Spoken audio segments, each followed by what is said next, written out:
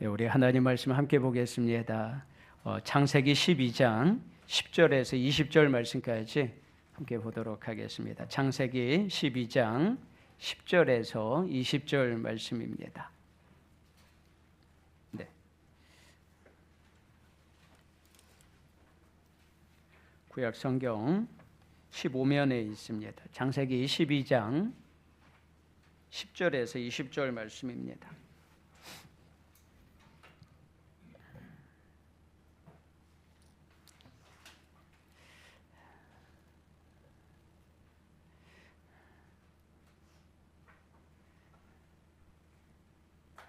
네, 다 찾으셨으면 우리 한 절 제가 먼저 읽고요. 또 한 절 여러분들이 읽으시기 바랍니다. 그 땅에 기근이 들었으므로 아브라함이 애굽에 거류하려고 그리로 내려갔으니 이는 그 땅에 기근이 심하였음이라.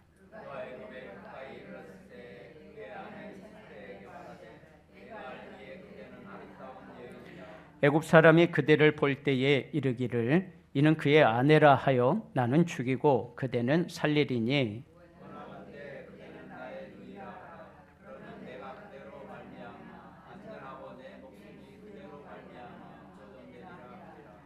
아브라함이 애굽에 이르렀을 때에 애굽 사람들이 그 여인이 심히 아리따움을 보았고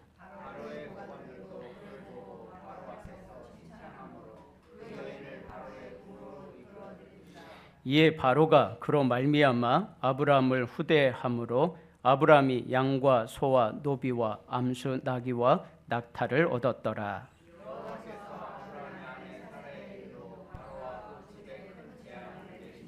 바로가 아브라함을 불러서 이르되 내가 어찌하여 나에게 이렇게 행하였느냐? 내가 어찌하여 그를 내 아내라고 내게 말하지 아니하였느냐?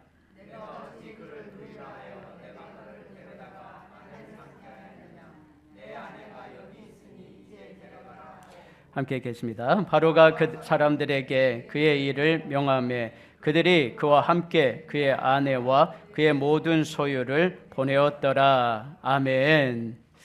우리 옆에 분들에게 이렇게 축복해 주시기 바랍니다. 당신이 있어서 행복합니다 하고 이렇게 축복하겠습니다. 우리 당신이 있어서 행복합니다. 네, 권사님이 있어서 행복합니다. 네, 우리 집사님이 있어서 행복합니다. 네, 기근 때의 믿음이라고 하는 말씀으로 같이 은혜를 나누고자 합니다. 여러분, 성경은 인생을 나그네로 표현합니다. 그리고 또 순례자라고 하는 표현을 합니다. 왜 그러냐면 우리는 이 땅이 고향이 아니라 영원한 고향, 천국을 향해서 나아가는 사람이기 때문에 순례자다, 나그네다라고 이렇게 표현합니다. 그런데 인생을 살다 보면 순례자와 나그네로 살아가다 보면은요, 목적을 잃어버리고 방향을 잃어버리고 우리가 상황 속에서 목적을 잃어버리다가 방황할 때가 있다는 겁니다. 내가 어디로 가야 되지? 내가 무엇을 해야 되지? 목적을 잃어버릴 때가 있다는 거예요. 여러분, 성경에 방황이라고 하는 것도 나오고요, 순례라고 하는 것도 나옵니다. 여러분, 방황이라고 하는 것과 순례의 차이가 있다고 합니다. 이 방황하는 것은요, 목적지를 잃고 헤매는 것을 방황이라고 말합니다. 그런데 순례는 목적지가 분명합니다. 어디로 가야 될지 아는 것이 순례자의 길입니다.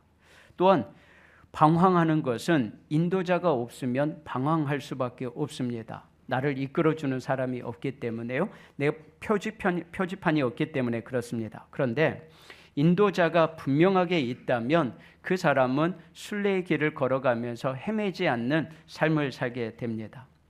인생의 목적지와 인도자가 없다면 인생은 방황할 수밖에 없다고 합니다. 그리고 아무리 힘들고 어려워도 목적지가 분명하고 그리고 누구에게 인도함을 받는지 내가 알고 그 길을 걸어간다면 그 길은 아름다운 순례의 길이 됩니다.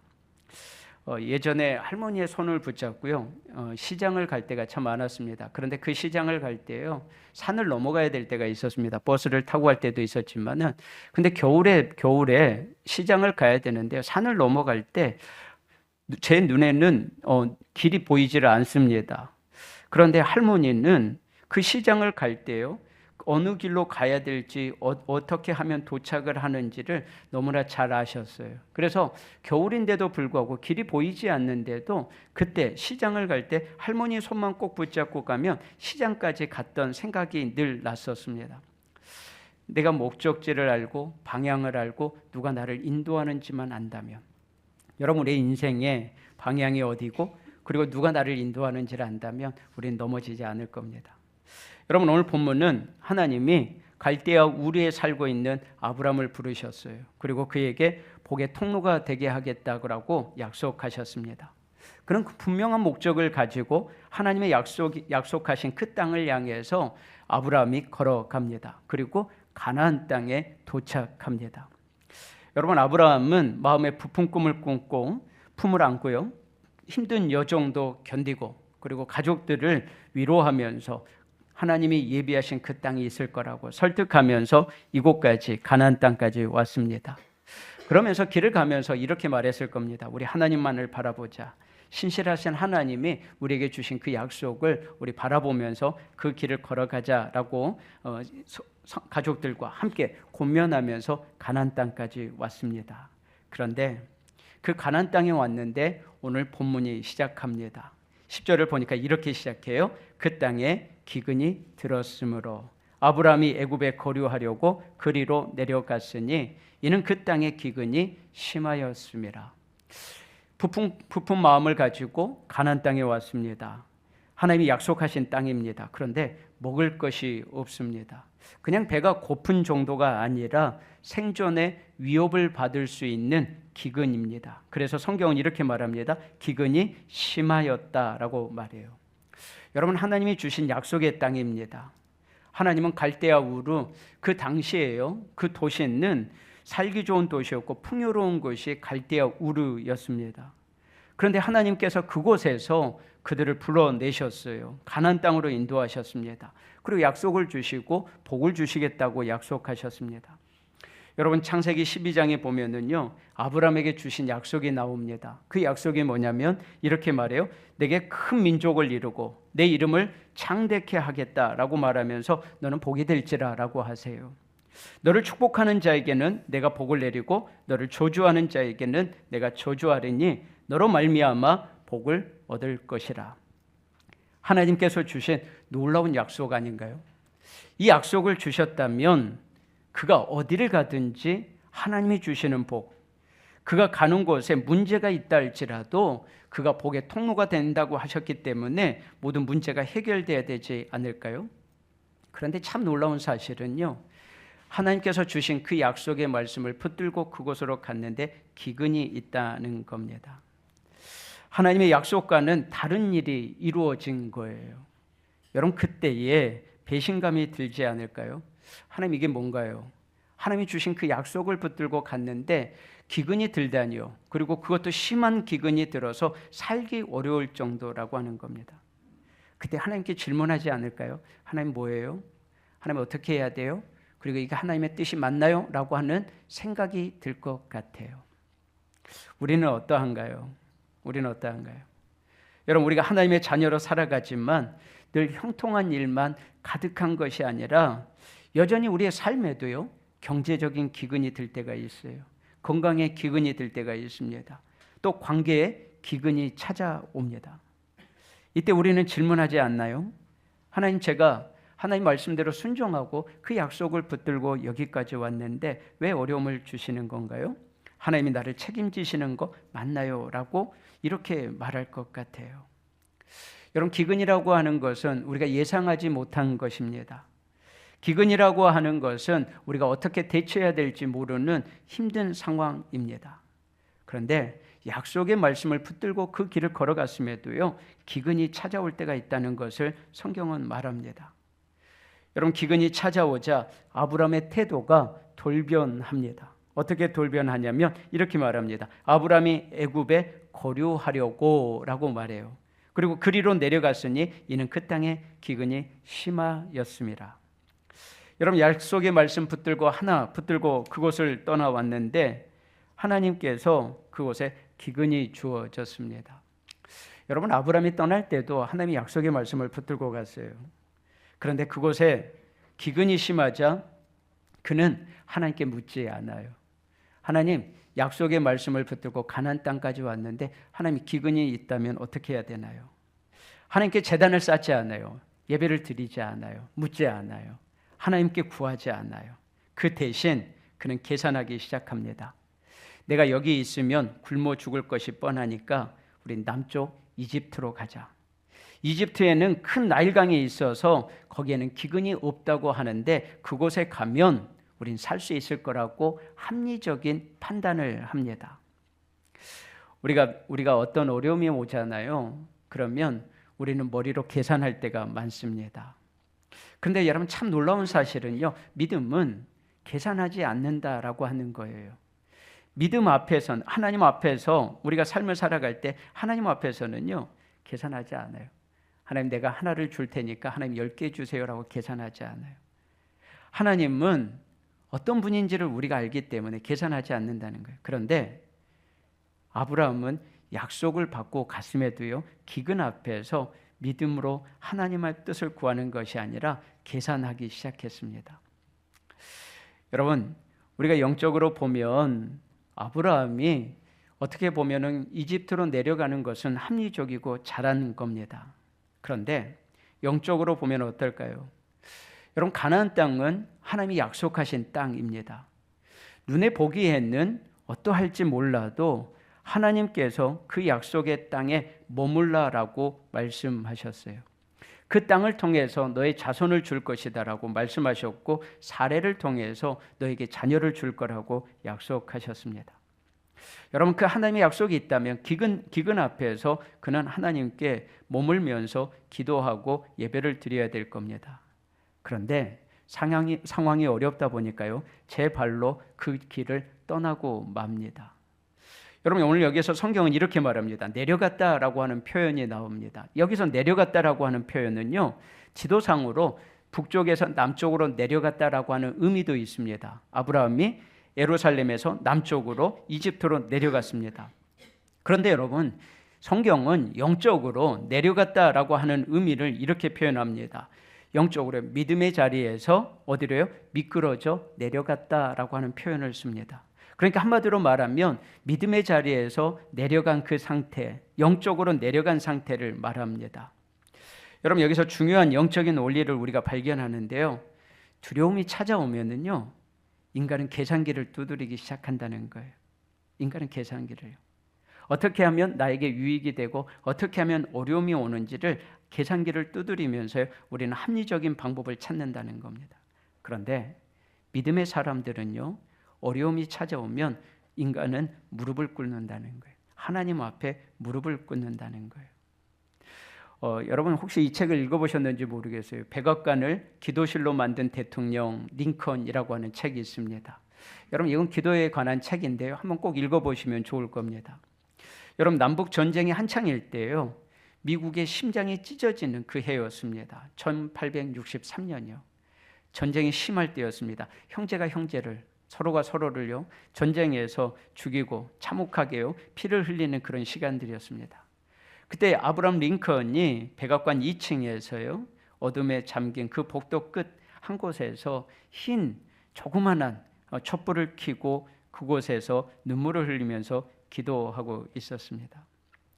세상에서 가장 무거운 짐을 지고 있는 한 남자처럼 무릎을 꿇고 하나님 앞에 기도하고 있었습니다. 링컨은 이렇게 기도했습니다. 주여, 나는 너무나 연약합니다. 나를 불쌍히 여기소서.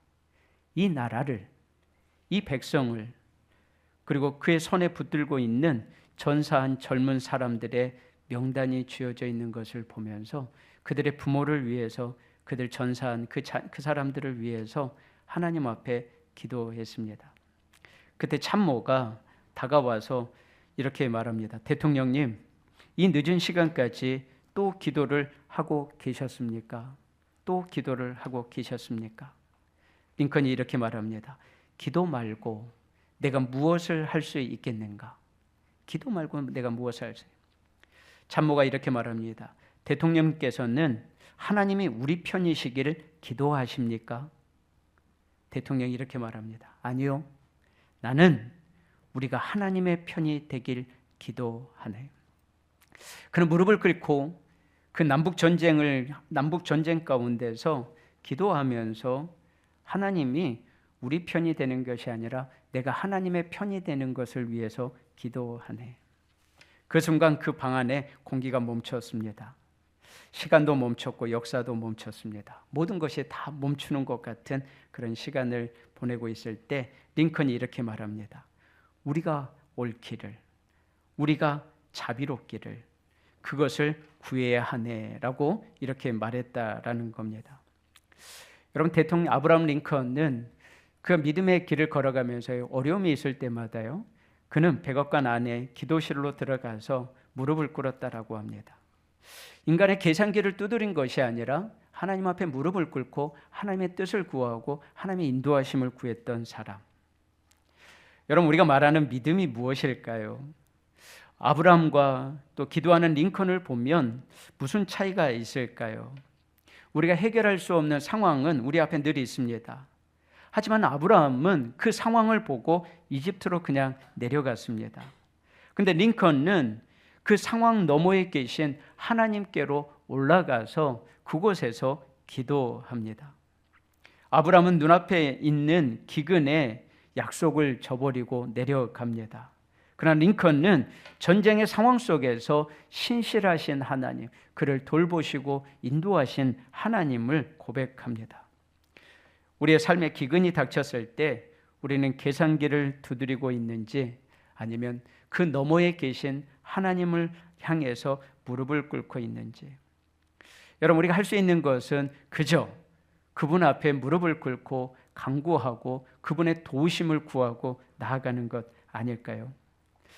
여러분, 이집트로 내려가는 아브라함의 발걸음은 그리 가볍지 않았습니다. 아마 그는 생각했을 겁니다.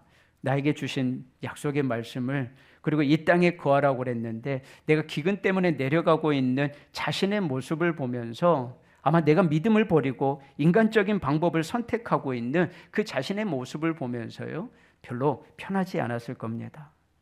그리고 한편 두려움이 있었습니다. 두려움이 있었어요. 어떤 두려움이 왔는지 오늘 11절에요, 이렇게 이야기합니다. 한번 보실래요? 어떤 두려움이었는지 11절에 봅니다. 함께 읽겠습니다.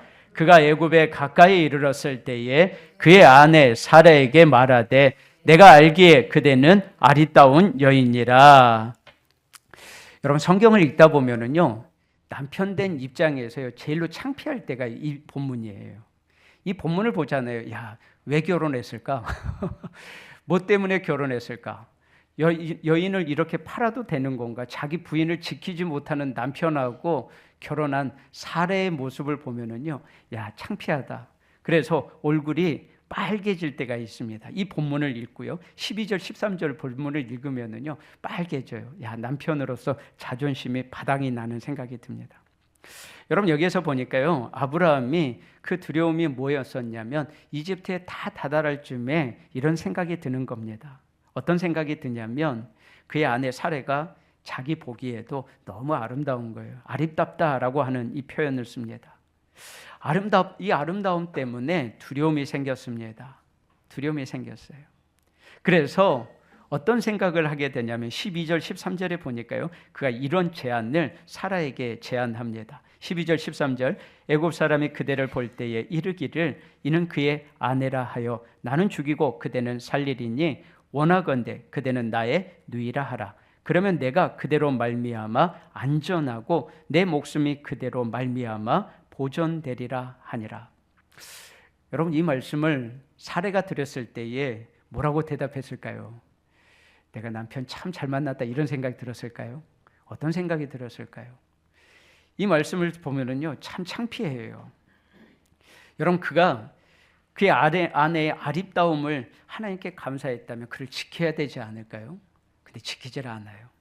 뭐라고 말하냐면 내가 그대를 나의 누이라고 하면 내가 당신 덕에 대접을 잘 받고 목숨도 부지할 거라는 거예요. 여러분, 사레는 맞습니다. 아브라함의 이복 누이입니다. 거짓말이 아니에요. 그런데 그 진실은 뭐냐면 아브라함은 자기 목숨을 건사하기 위해서요, 자기 아내를 방패 삼아 이용하고 있다는 거예요. 여러분, 심지어 13절을 보면은요, 새 번역으로 보면 이렇게 말합니다. 아브라함이 아내의 미모를 이용해서요, 대접을 받으려고 했다라고 이렇게 표현해요. 대접을 받으려고 했다.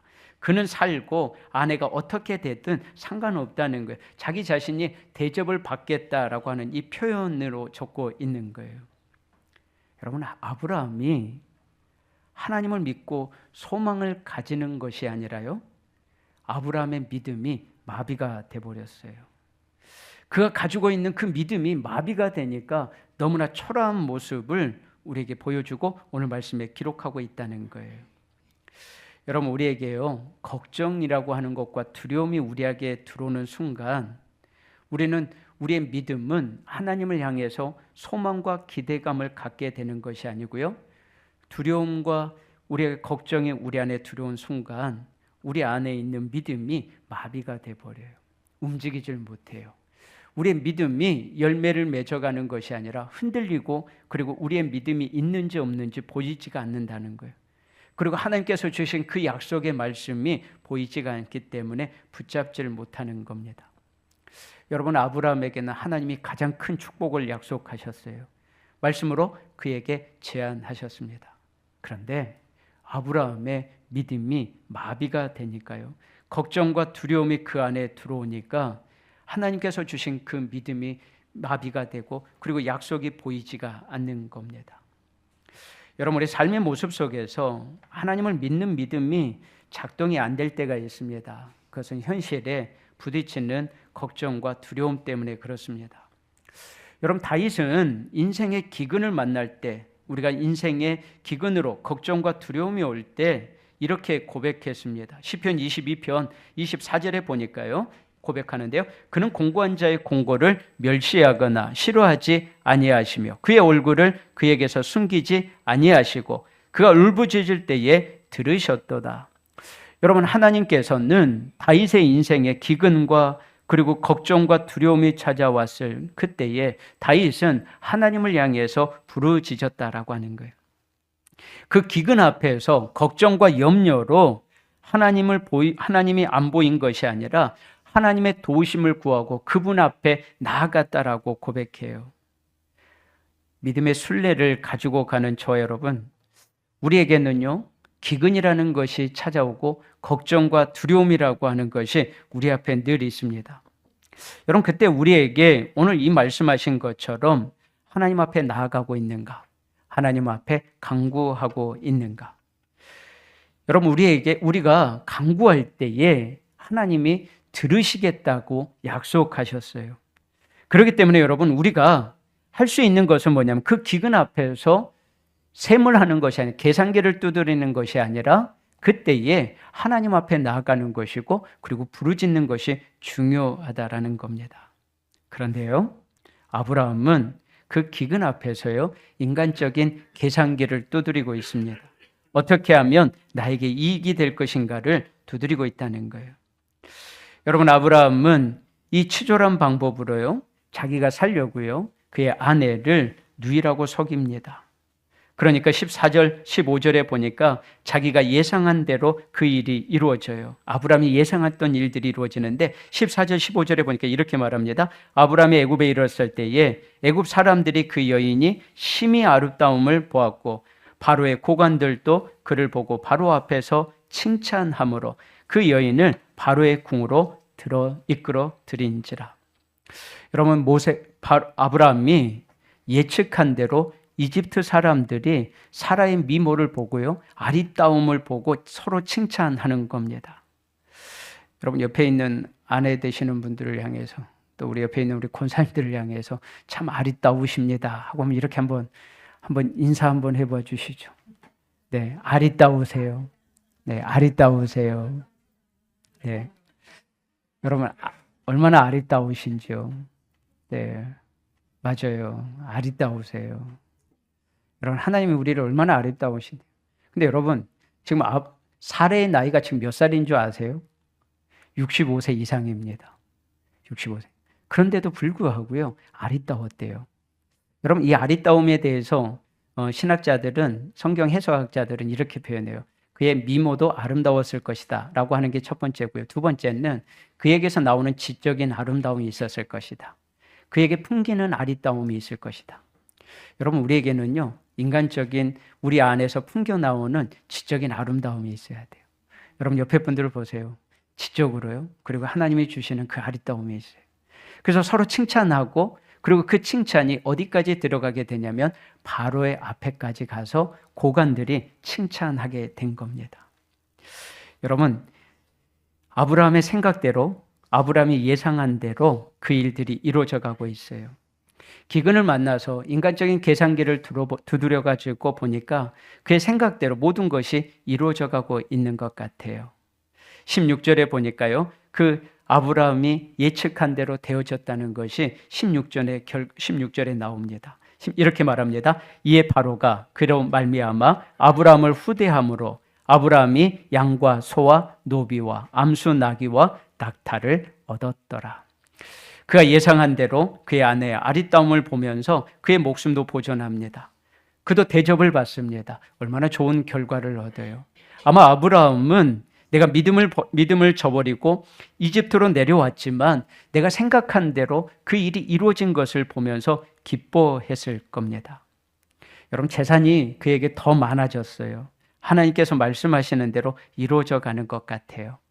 아마 아브라함은 겉으로는 모든 것이 자기의 계획대로 성공되어지는 것을 보며 기뻐했는지도 몰라요. 목숨을 건졌고 기근도 피했고 그리고 심지어 부자가 되었습니다. 자신의 계획대로 진행이 되어질 때 우리는 할렐루야라고 외치는 것처럼 아브라함도 내가 믿음을 저버리는 것도 뒷전으로 하지만은 그래도 이렇게 된 것이 하나님의 은혜 아닌가라고 생각했을지도 모릅니다. 그런데 반대로요, 한번 생각해 보십시오. 그의 계획대로 다 진행된 것처럼 여기는 그 순간 그에게 찾아오는 것이 하나 있었습니다. 그게 뭘까요? 하나님의 약속의 말씀을 내가 버린 거예요. 여러분, 한번 생각해 보세요. 하나님이 아브라함에게 이렇게 약속하셨어요. 사례를 통해서 너의 자손을 하나님께서 축복하시겠다라고 말했어요. 그런데 사례가 지금 내 옆에 없는 거예요. 그는 자기를 살고자요 아내를 팔아버렸습니다. 하나님의 그 약속이 끊어져 버렸겠구나라는 생각이 들어왔습니다. 겉으로는 생각한 성공한 것 같지만 실상은 하나님의 약속이 이제는 어떻게 이루어져야 될지 두려움 가운데 있는 겁니다.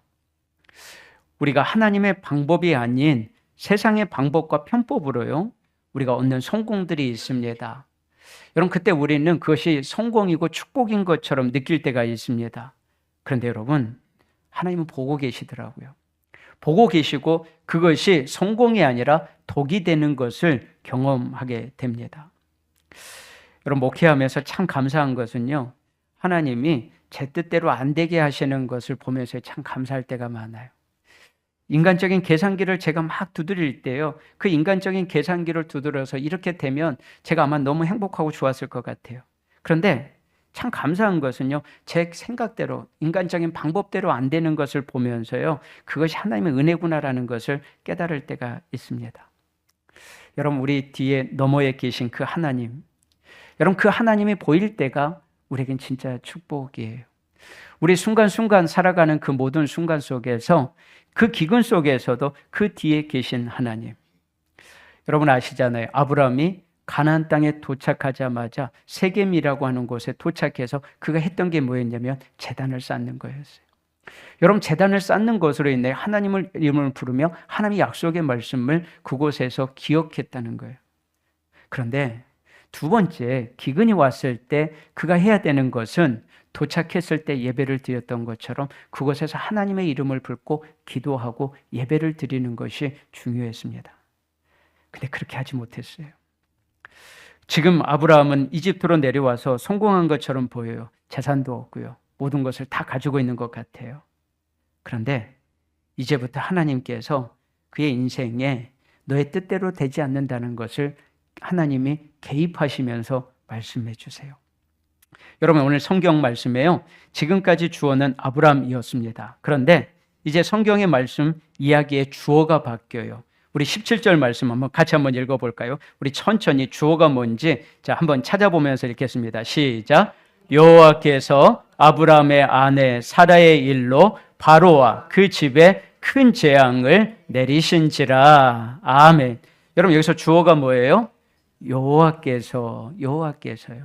지금까지는 하나님께서 말씀하지 않고 하나님께서가 주어가 아니라 아브라함이 주어였습니다. 그런데 이제는 잠잠하시던 하나님이 아브라함의 인생에 개입하세요. 여기에서 보니까요, 여호와께서. 우리가 신앙 고백하면서요, 우리가 하나님 앞에 언젠가는 설잖아요. 그때 누군가에게 우리가 간증할 때요, 이 간증을 한다면 얼마나 좋을까요? 하나님이 내 인생의 주인이셨습니다.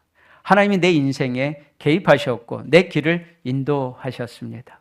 나는 그 고난의 길을 걸어갔지만 하나님께서 내 길을 인도하셨기 때문에 그 고난 속에서도 저는 이겨낼 수 있습니다 라고 우리가 이렇게 고백할 수 있다면요, 우리 인생의 삶을 살아가면서 참 나는 어려웠습니다. 내가 계산기를 두드리고 이 길로 가면 더 좋을 줄 알았고 또 저 길로 가면 더 좋을 줄 알았는데 가면 갈수록 꼬였던 인생을 돌아보면서 내가 주인이 아니었다라는 거, 내 인생의 주인이 내가 아니어야 되는데 내가 인생의 주인이었다는 것이 인생의 실패자였습니다라고 한다면 참 우리는 어떠했을까요? 우리 마지막에 웃는 사람들이 돼야 되잖아요. 그런데 이제 하나님께서 주인이 되어주시고 주어가 바뀌어요. 여호와께서요. 하나님이 아브람과 그리고 바로의 인생에 개입하세요.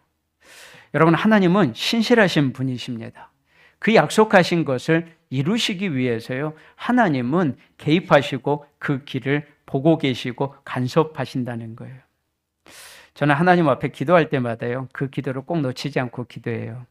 하나님, 제 인생에 간섭해 주시라고, 제 인생에 개입해 주시라고, 하나님 제 목회에 하나님이 개입해 주시라고, 제 삶에 개입해 주시라고, 또 우리 자녀들의 삶에 하나님이 개입해 주시라고, 하나님 모든 순간순간마다 하나님 개입해 주시라고, 하나님이 개입하지 않으면 우리 인생은 헛된 길로 간다라고 고백하면서 기도합니다.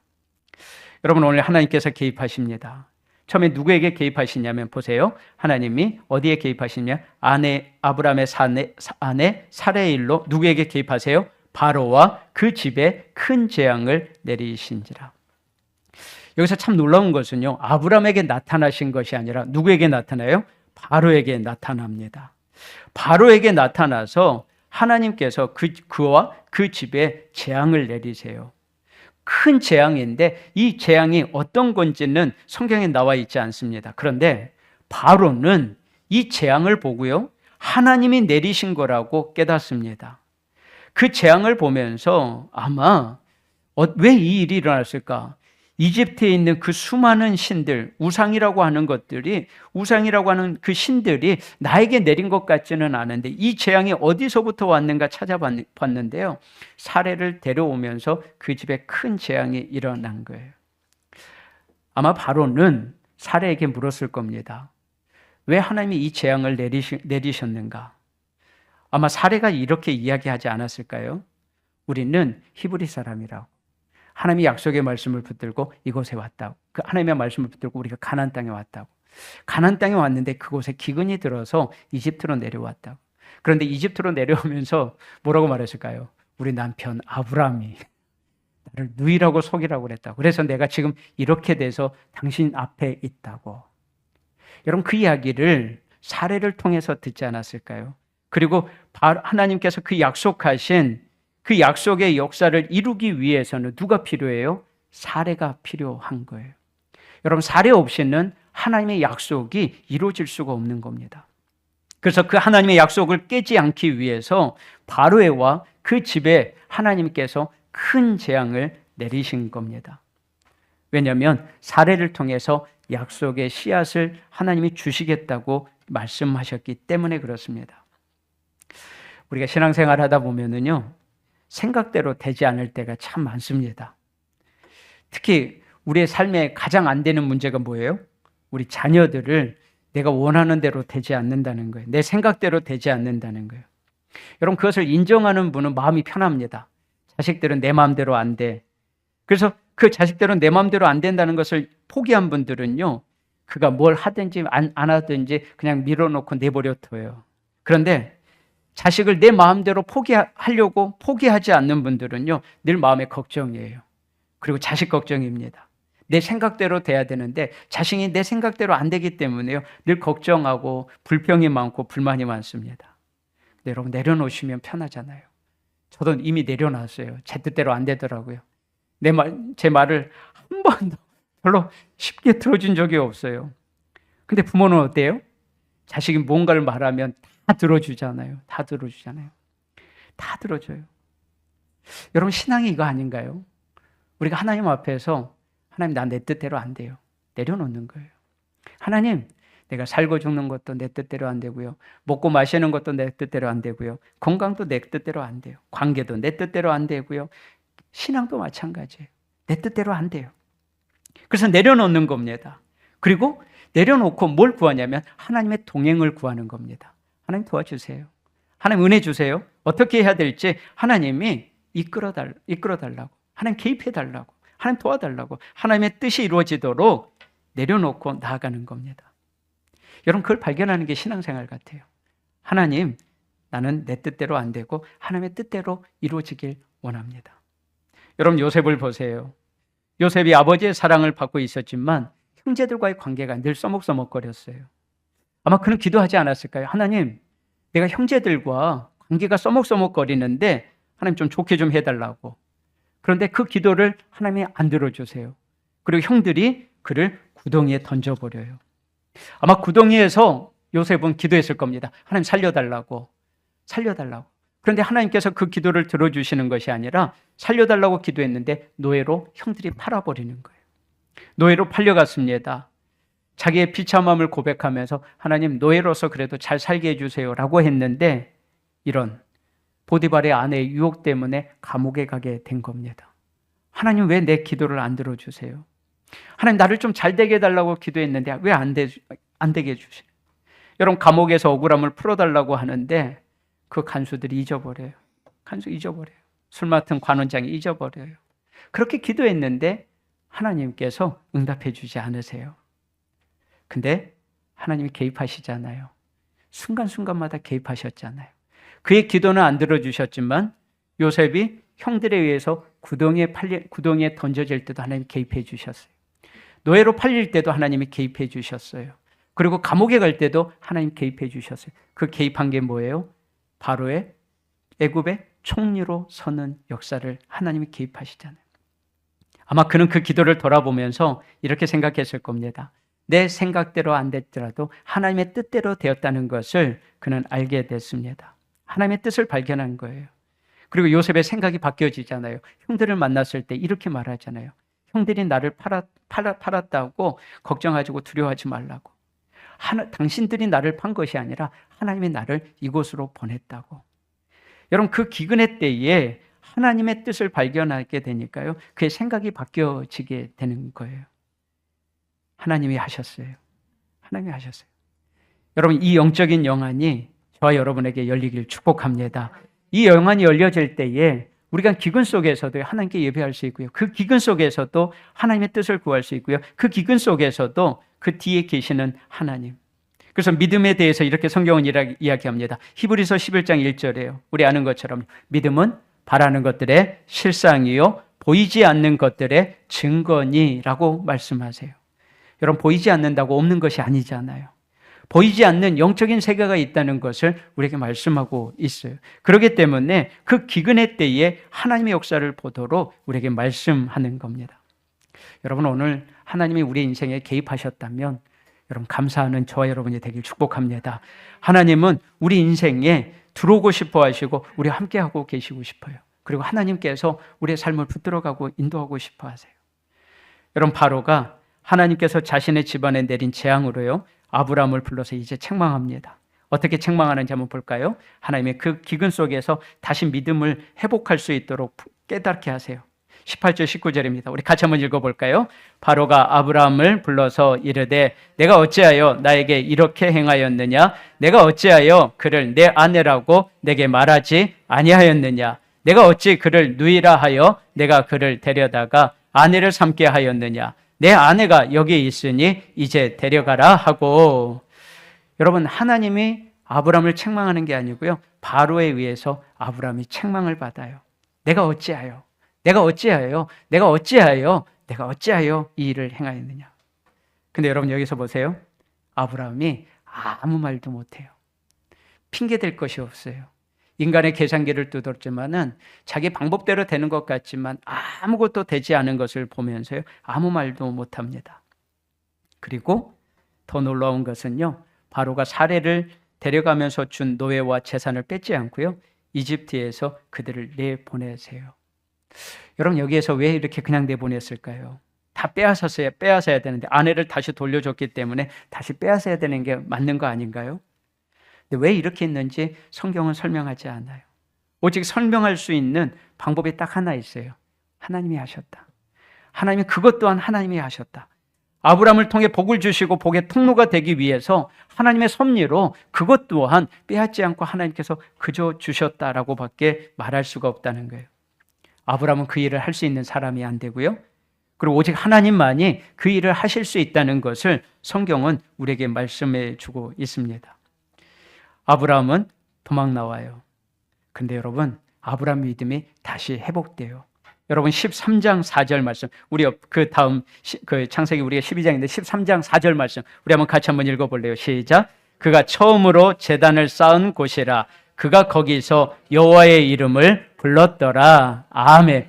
여러분, 어떻게 해요? 가나안 땅에 이집트에서 다시 올라와서 그의 믿음을, 그의 신앙을 회복시켜 주세요. 그 기근의 때에 하나님께서 믿음을 다시 한번 돌아보게 하시고, 그리고 여호와의 이름을 부르며 그의 삶에 하나님이 개입하시고 들어오시는 거예요. 여러분, 말씀을 마치도록 하겠습니다. 여러분, 우리는 나그네요 순례자입니다. 우리의 삶에 기근이 있을 수 있습니다. 순례자는 방황하지 않는다라고 했습니다. 왜냐하면 목적지가 어디인지를 알고 누가 나를 인도하는지를 알기 때문에 방황하지 않는다고 그랬습니다. 여러분, 하나님이 인도하신 것을 믿기 때문에 기근 속에서 만나는 하나님이 계시다는 것을 성경은 우리에게 말합니다. 아니, 기근 속에서만 만날 수 있는 하나님의 은혜가 있습니다. 우리는 평안할 때도 하나님을 만나지만 그 기근 속에서 우리에게 개입하시고 함께 하시는 하나님을 만납니다. 하나님은 아브라함이 기근 앞에서 두려워 떨며 생존을 위해서 내려갔지만 하나님은 그를 버리거나 책망하지 않으셨어요. 오히려 그를 품으셨고요, 그 위기 가운데서 건져주시고, 그리고 마침내 믿음의 조상으로 나아갈 수 있도록 그를 빚어주셨습니다. 오늘 우리가 이 본문을 보면서요, 우리에게 이런 말씀을 주시지 않나라는 생각이 들었습니다. 우리의 믿음은 자꾸 흔들려도 하나님의 신실하심은 영원하다. 변함없으신 그 하나님, 2026년 1월을 보내고 있는 우리가 방황하지 않고 순례자의 길을 갈 수 있는 것은 바로 하나님을 예배하고 기도하고 있기 때문입니다. 우리는 기근을 만날 수 있고요, 그 상황 속에 거하고 있는지도 모릅니다. 그러나 그곳에서 만나는 하나님의 사랑이 있음을 우리가 기억했으면 합니다.